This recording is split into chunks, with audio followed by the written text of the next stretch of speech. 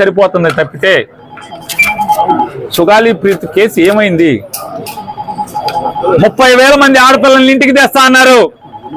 ఏ ఆడపిల్లని తీసుకొచ్చి ఎవరికి అప్పచెప్పారు? మచిలీపట్నం పోలీసులకు కూడా హెచ్చరిక చేస్తున్నాం. ఈ రకమైనటువంటి తప్పుడు ఉద్యోగం మీరు చేయటం మొదలు పెడితే ఖచ్చితంగా బందర్లో హింసా రాజకీయాలు మొదలవుతాయి. పిల్లిని కూడా గదిలో పెట్టి కొడితే తిరగబడి ఒళ్ళంతా పీకుతుంది. మేము శాంతి కాముకులమే అవ్వచ్చు, అయినంత మాత్రాన ఈ రకంగా ఇళ్ల మీదకి రౌడీల్ని, కిరాయి మనుషుల్ని, తాగుబోతుల్ని తాగిచ్చి పంపించే పరిస్థితి వస్తే నీకు 50 మంది ఉంటే మా దగ్గర 100,000 సంఖ్యలో ఉంటారు. పోలీసుకు కూడా చెప్తున్నాం, ఈ రకమైనటువంటి సంస్కృతే మీరు పెంచి పోషించి 50 మందిని తీసుకొచ్చి మీరు వెనకాలే పరిగెత్తుకొచ్చి వాళ్ళని పంపించి వెనకాలే మీరు పరిగెత్తుకొచ్చి వాళ్ళనేమి మేము కొట్టకుండా మీరు కాపాడినంత మాత్రాన్ని ఎన్నాళ్ళు జరుగుతుంది ఇది? మీరు పోలీసులు కనుక కాకి ఉద్యోగం చేయకపోతే బందర్లో ఏం జరిగేది జరుగుతుంది. దడవాల్సిన పని లేదు. ఏమవుద్ది అంటున్నా. తప్పుడు రాజకీయాలు కట్టిపెట్టమని చెప్పని పవన్ కళ్యాణ్కి హెచ్చరిక జారీ చేస్తున్నాం.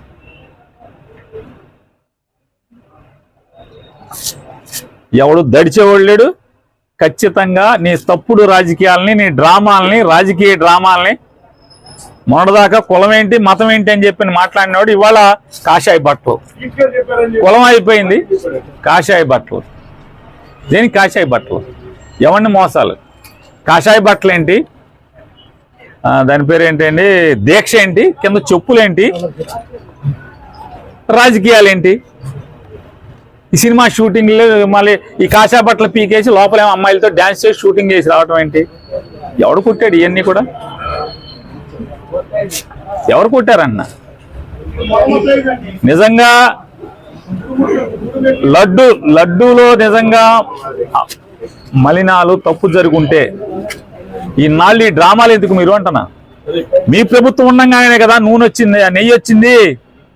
ఆ నెయ్యి వస్తే మీ ప్రభుత్వంలోనే మీరు ఎందుకు స్వామివారిని కళంకిత ప్రసాదాన్ని తయారు చేయించారు? మీదే కదా. తప్పుడు రాజకీయాలు చేస్తూ, కుల రాజకీయాలు, మత రాజకీయాలు చేస్తూ, సంఘంలో విద్వేషాలని ఈ రకంగా రెచ్చగొడుతూ పాపం మూట కట్టుకుంటున్నారు. మీరు చేస్తే ఆగుతామా? బెదిరింపులు, ఇంటి ముందు దిష్టి బొమ్మ తీసుకొస్తే బొమ్మ నేను కాషాయ బట్టలు వేసి 100 దిష్టి బొమ్మలు తగలబెట్టను. ఇది సునకానందం. ఈ దిష్టి బొమ్మ తగలడితే పవన్ కళ్యాణ్ తగలడిపోతాడేంటి? అది పేరు నాని దిష్టి బొమ్మ తగలడితే పేరు నాని తగలడిపోతాడా? అంటే వ్యక్తిత్వాన్ని మెయింటైన్ చేయాలి.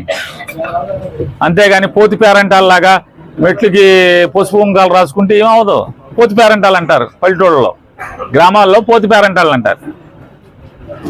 హుందాగా శంషేర్గా రాజకీయాలు చేయండి. ఇవాళ అధికారంలో మీరున్నారు. జనాలకు ఇచ్చిన హామీలు, జనాల్ని ఒక్క హామీ నెరవేర్చకపోగా వైజాగ్ స్టీల్ ప్లాంట్ ముందు నుంచి ఏం మాట్లాడావు? పాపం వేల మంది కార్మికులు రెక్కాడితే కానీ డొక్కాడినటువంటి స్టీల్ ప్లాంట్ ఉక్కు పరిశ్రమ కార్మికులు, వైజాగ్ స్టీల్ కార్మికులు ఏం మాట్లాడావు? నాకు ఒక్క ఎంపీ ఇవ్వండి, పార్లమెంట్ బద్దలు కొట్టేస్తానని చెప్పావు. నాకు అమిత్ షా స్నేహితుడు, మోడీ స్నేహితుడు అని చెప్తావు. ఇవాళ స్టీల్ ప్లాంట్ అమ్మేస్తుంటే నీ దగ్గర 2 ఎంపీలు, నువ్వు ఉప ముఖ్యమంత్రి, ప్రభుత్వం ఉంది, ఒక రాష్ట్ర ప్రభుత్వం ఉంది, నీ మీద ఆధారపడి కేంద్రం బతుకుతుంది. కానీ నువ్వు కానీ చంద్రబాబు నాయుడు గారు కానీ మీ ఇద్దరు స్టీల్ ప్లాంట్ ఊసెత్తుతున్నారా? మాట్లాడుతున్నారా? ఆటికి చేసుకోండి ప్రాయశ్చిత్తాలు. పాపాలు చేశారు కదా, స్టీల్ ప్లాంట్ కాపాడుతానని సొల్లు కబుర్లు చెప్పారు కదా, ఆటికి ప్రాయశ్చిత్తం చేసుకోండి. లేదా ప్రజలకి హామీలు ఇచ్చారు, హామీలకి ప్రాయశ్చిత్తం చేసుకోండి. 100